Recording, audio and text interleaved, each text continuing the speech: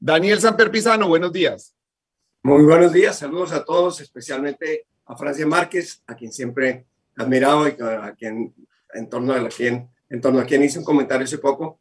Y bueno, nos ha traído la felicidad de que esté con nosotros esta tarde en Europa, esta mañana en Colombia. Bienvenida, Francia. Gracias, Danieles. Gracias a todos, a todas las personas que están aquí. Gracias por invitarme a este espacio. Yo le voy a preguntar a Francia por qué a veces me mira como con desconfianza, como si yo le hubiera dicho alguna cosa, aparte de manifestarle mi admiración en una reciente columna, le hice una mínima observación y yo creo que eso es lo que la tiene, así que me mira como tan seria. A ver, suéltelo pues, Francia. ¿Qué pasó?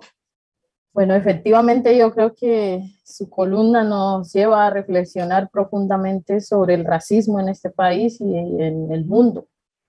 Y yo creo que no es simplemente la cultura del delique, como usted lo dijo, creo que es mucho más profundo y por supuesto el concepto, la palabra negra o negro tiene una carga histórica peyorativa que ha justificado violencias estructurales, que ha justificado la expropiación, que ha justificado las formas de opresión en las que hemos estado sometidos.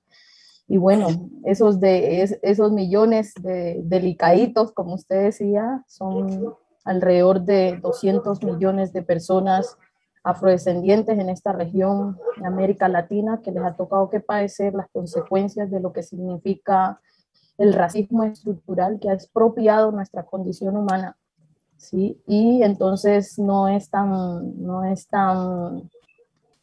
fácil. Yo lo que sentí de su columna era que pues era muy superficial en términos de no abordar la palabra negrito o negrita en su profundidad como debe ser, y que sí es muy profunda algunos argumentos que siguen justificando el racismo en la humanidad, el racismo no solo en Colombia, no solo en América Latina, sino en el mundo.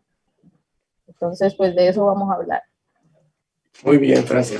Yo primero le digo, antes de que la gente piense que soy racista, le digo que el comentario mío era acerca de una posición de verdad racista que tenía la Federación de Fútbol de Inglaterra y también que tuvo en un momento dado una universidad, la Universidad de Princeton en Estados Unidos, que se comportaron dentro de unas normas que son absolutamente arbitrarias, en el sentido que no nacen de la gente, no nacen de lo que la gente considera lo que es racismo. A mí me parece que el pueblo colombiano en general, el pueblo caribe en particular, el pueblo latinoamericano, sabe bien qué es el racismo y sabe bien qué no es el racismo. Si una ventaja tenemos los latinoamericanos es que hemos sido producto de una mezcla. Álvaro Cepeda, que fue mi profesor de periodismo, decía, aquí todos somos marroncitos, uno más que otro, pero todos somos marroncitos. Ese es el gran tesoro que tenemos nosotros. Hay culturas que en América Latina inclusive que no tienen una sola gota de aporte negro. No tienen entonces eso que trae el aporte negro, que es una cultura, no solo un color, una cultura, una manera de ver las cosas y que se integra con todo lo demás. La mezcla, la mezcolanza, esa síncresis es lo que hace de nuestros países realmente valiosos. No tenemos mucho dinero, acabamos con casi todo lo que nos pone enfrente, la naturaleza, nosotros mismos, pero la cultura popular la tenemos y esa cultura popular es una cultura que no tiene los mismos parangones ni parámetros que las universidades de Estados Unidos, donde resolvieron decir qué es racismo y qué no es racismo. En Colombia sabemos bien diferenciar. Una cosa es diferenciar razas y otra cosa es segregar. Otra cosa es, qué sé yo, discriminar. Cuando alguien en Colombia habla de negro con cariño, y sabemos cuándo lo dicen con cariño y cuándo no lo dicen con cariño, lo sabemos claramente. Cuando dice negro con cariño, está haciendo un gesto de amistad, de cariño, de amor. La prueba es que inclusive muchas personas de las que llaman afrodescendientes se refieren a sí mismas como tales. ¿Cuántos usted que es reggaetonera, cuántas canciones no hay que son compuestas por algún negro y a sí mismo se refiere como tal? Mamá, ¿qué será lo que quiere el negro?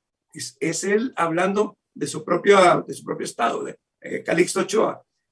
Alejo Durán siempre hablaba de que bien está tocando el negro, decía Alejo Durán mientras estaba tocando. Ese negro es muy distinto al otro negro, al negro que se usa para discriminar. De modo que mi queja era que cuando en Gran Bretaña un jugador de fútbol uruguayo, donde también hubo y hay todavía una cultura negra importante, recibió una felicitación por un gol y le agradeció a ese amigo diciéndole, a quien todos apodan Negrito, dijo, gracias Negrito, le metieron una multa de 100,000 libras esterlinas. Ese Negrito, cualquiera de nosotros entiende que es un negrito cariñoso. Es más, es el mote que le tienen sus amigos. Si a eso vamos, habría que hablar de racismo en todos los sentidos. Mire, yo en mi familia tengo uno que era el negro génico, que era un tío mío, nacido en La Guajira. Tengo uno que le decían el mono candelo porque era pelirrojo. Pero no es que no estuvieran discriminando, no estuvieran discriminando. Y tuve un gran amigo que era compañero mío de fútbol, que se llamaba el Mister, al que le decíamos el Mister Martínez, pero no era xenofobia, es que todos eran apelativos cariñosos. De modo, lo que yo le digo a Francia es, hay una discriminación. Si no lo vieran, no estarían las poblaciones negras colombianas tan arrasadas, tan olvidadas, tan maltratadas como están. Hay una discriminación, pero esa discriminación no se detecta por los apelativos cariñosos, se detecta de otra manera. Y confundirlos es estar peleando contra sombras, contra fantasmas. Eso es lo que le quería decir a Francia, aparte de decirle que la admiro mucho. No, Daniel, yo no estoy de acuerdo con sus argumentos. Y no estoy de acuerdo precisamente porque el concepto, sí, hay que mirarlo en términos históricos, ¿sí? Y a la gente mestiza no se le dice mestizo o mesticito. No, se le llama por su nombre, ¿sí? Y si hay una carga peyorativa en eso, ¿sí? La colonialidad del poder, ¿sí? Que fomentó el modelo económico de muerte que hoy está destruyendo el planeta se basó usando el racismo, ¿sí? Y para usar el racismo se inventó la raza, ¿sí? Hizo una invención de la raza. Y en esa invención de la raza se planteó una invención de la superioridad y de la inferioridad, ¿sí? Y en esa invención de la superioridad y de la inferioridad, ¿sí? Se propuso una visión de una supremacía blanca. Yo crecí, ¿sí? En mi adolescencia sintiendo vergüenza de mi negrura, porque lo que me vendía la televisión, ¿sí? Era que lo bueno era ser blanco, no negro. Entonces, lo que yo veía de las familias en la televisión, ¿sí? Eran familias blancas. A las mujeres negras que pasaban en la televisión, el lugar que le asignaba la televisión eran de brujas o de empleadas domésticas, ¿sí? Y esos son los lugares que esta sociedad nos ha definido. Por tanto, cuando nos llaman negrito o negrita, no es una cuestión solo de cariño. Las personas tienen que entender que sobre esa concesión hay una historia de violencias, hay una historia de opresiones, hay una historia de exclusión sobre a ciertas poblaciones o sobre ciertos sujetos racializados, ¿sí? Entonces, eso es lo que yo cuestiono. No es que me diga negrita, perdón, no es que me diga negrita por cariño, no. Es que entienda que cuando me dice negrita, usted está utilizando un concepto que históricamente, y usted que tiene una condición privilegiada en términos raciales, está usando un concepto que históricamente se usó para imponer una visión del mundo donde hay unas personas que son superiores y donde hay otras personas que son inferiores. Esa es la discusión de fondo.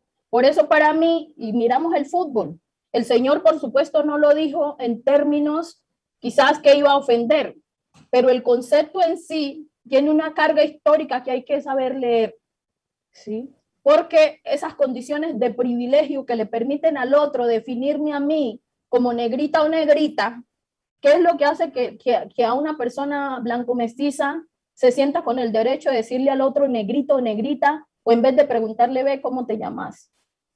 ¿Por qué no se nos llama por el nombre? Cuando tenemos un derecho a la ciudadanía que reconoció un nombre y apellido, ¿por qué no nos dicen el nombre y el apellido, sino que nos dicen negrito o negrita?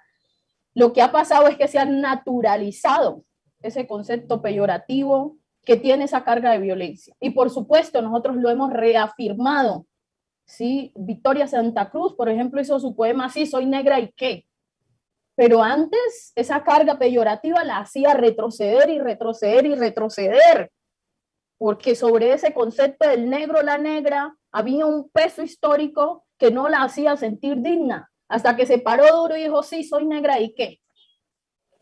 Entonces, eso es lo que está de fondo ahí, eso no es superficial, eso es una discusión profunda, y tampoco es una discusión en términos de, sí, es la cultura que hemos manejado, pero es una cultura impuesta, basada con estructuras raciales. Pero si hay algo en ese cercenamiento de las palabras que las personas utilizan, que las personas terminan diciendo, pero yo no soy racista, yo no estaba haciendo un uso racista de esta concepción, los movimientos a su vez reaccionan y dicen, esto sí es racismo, esto es un uso racista del lenguaje, y terminamos excluyendo, yo creo, aliados importantes para estas causas de minorías.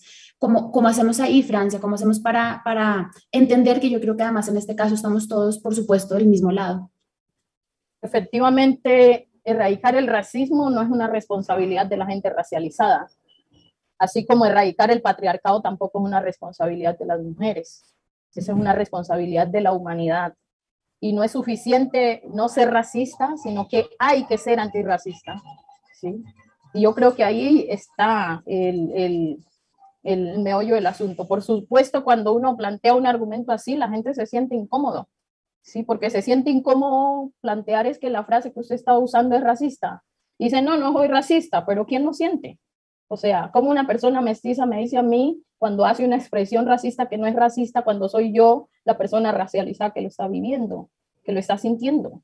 Yo creo que hacernos conscientes de los privilegios, ¿sí? Del lenguaje, incluso de los privilegios del lenguaje, es parte del camino para hacer una sociedad antirracista. Y eso implica hacernos conscientes de cada mensaje de eso. Yo leí cada pedacito de la columna de Daniel y en cada pedacito que leía veía cómo se estaba justificando la forma en cómo se ha racializado y sobre todo no racializado, la forma en cómo se ha naturalizado el racismo. Francia, y entonces no se trata de perder aliados o no. Yo no digo esto para que Daniel ahora se sienta como no, lo digo en términos de que como sociedad tenemos que reflexionar más allá de si tenemos aliados o no, porque esto no es una cuestión de aliados, esto es una cuestión de asumir la responsabilidad humana, de transformar las estructuras de opresión que hemos vivido como humanidad y como sociedad, más allá de los aliados. Entonces, usted me llama a mí racista, eso me ofende a mí que me llame racista. Y no me gusta que me llamen racista, porque no lo soy, porque creo que no lo soy. Y creo que no lo soy porque usted me acusa de serlo por algo muy sencillo, que es por el uso determinado de palabras. Estamos otra vez en el problema de la corrección política, no nos engañemos. Ni creo que muchos de nosotros merecemos que se nos diga racistas porque tenemos un amigo al que le decimos o negrito. Yo, por ejemplo, tengo una prima a la que le digo negrita, pero decirle uno a una prima o a una amiga o a un amigo negrito y que eso sea racismo, me resisto a eso. Y bueno, la humanidad se ha resistido a reconocer el racismo históricamente. Sí, y el racismo no es solamente el racismo estructural en términos de las violencias que viven las poblaciones étnicas, el racismo también es sutil. ¿Sí? Y en esa sutileza, eso es racismo, ¿sí? Si usted no lo quiere reconocer, está bien. Para usted, un hombre que tiene un privilegio racial no lo reconoce, que cuando llama negrito o negrita a una persona que tiene un nombre, que porque lo hace por cariño, está usando un concepto racializado que ha sido usado históricamente para denigrar la vida de unas personas, eso es su posición y la respeto. Para mí, cuando alguien me llama negrito o negrita y no me dice Francia Márquez, que es mi nombre, sino que la definición de mi humanidad es a partir del color de mi piel, para mí hay una concesión racista en esa postura y yo la respeto la suya, pero la mía también, ¿sí? Y por supuesto, esa es mi postura frente a la suya. Esa es la postura de la gente racializada frente a la postura de la gente que tiene unos privilegios raciales. Eso es lo que históricamente hemos vivido. También me parece muy respetable lo que dice Francia, estoy de acuerdo con algunas de las cosas, y lo que dice Anita, estoy de acuerdo con algunas, y lo que dice Daniel, estoy de acuerdo con unas, y con otras no. Así de sencillo. Gracias, Daniel.